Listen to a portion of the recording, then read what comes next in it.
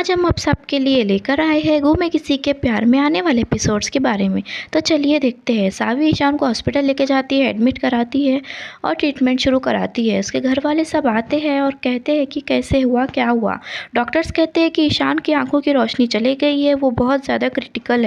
सावी को अक्का साहब, उसके सब घर वाले उसे बहुत कड़ी खोटी सुनाते हैं। अक्का साहब कहते हैं कि मेरे बेटों से तुम दूर रहो, आज जो भी इसकी हालत है ये सिर्फ़ और सिर्फ तुम्हारी वजह से है। अक्का साहब उसे बहुत कुछ सुनाती है और कहती है कि तुम यहाँ से चले जाओ, तुम्हें उससे मिलने की कोई ज़रूरत नहीं। ईशान के पापा कहते हैं कि हाँ सावी, तुम यहाँ से फ़ौरन चली जाओ वरना अच्छा नहीं होगा। मधुरिमा आती है और कहती है कि ये हमेशा से ही अनलकी है, जब भी ये दादा के साथ होती है हमेशा कुछ ना कुछ होता है, तुम यहाँ से चली जाओ। अक्का साहब कहती है कि आज तुम्हारी वजह से मेरा बेटा आईसीयू में पड़ा हुआ है। अक्का साहब बहुत ज़्यादा नाराज़ होती है सभी से और सब घर वाले भी उसे नाराज़ होते हैं। महादेव की मंदिर जाती है सभी और ईशान के लिए प्रार्थना करती है और वहाँ से वो पता लेके आती है। अक्का साहब को कहती है, अक्का साहब मुझे ये ईशान सर की आंखों पर लगाना है, लेकिन वो उसे नहीं जाने देती। वहाँ से सिस्टर जाती है तो सभी कहती है कि आप ईशान सर की आंखों पर लगा दोगी। वो कहती है हाँ क्यों नहीं, बिल्कुल नहीं। रावी भी ईशान के लिए पत्ता लेकर आती है, लेकिन जो सभी ने पत्ता दिया होता है सिस्टर, वो लगाते के साथ ही ईशान को होश आ जाता है और वो कहने लगती है कि डॉक्टर पेशेंट को होश आ गया है।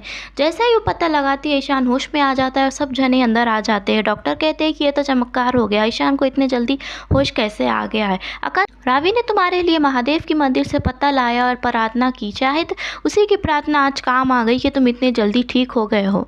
सावी को सब जने बुरा भला कहते हैं। जैसे कि ईशान को होश आता है वो पूछता है कि सावी कहाँ है। सब जने कहते हैं कि वो यहीं पर है, वो कोई बात नहीं करते।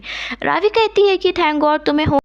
सभी घर वाले घर को जाते हैं और फ्रेश हो जाते हैं, खाना वीना खाते हैं, लेकिन सभी हॉस्पिटल में ही रहती है। वो पूरी रात हॉस्पिटल में रह के ईशान की केयर करती है, लेकिन ये सब किसी को नहीं दिखता है। वो हमेशा सभी को जैसे गलत समझते हैं, वो अभी भी गलत ही समझते हैं।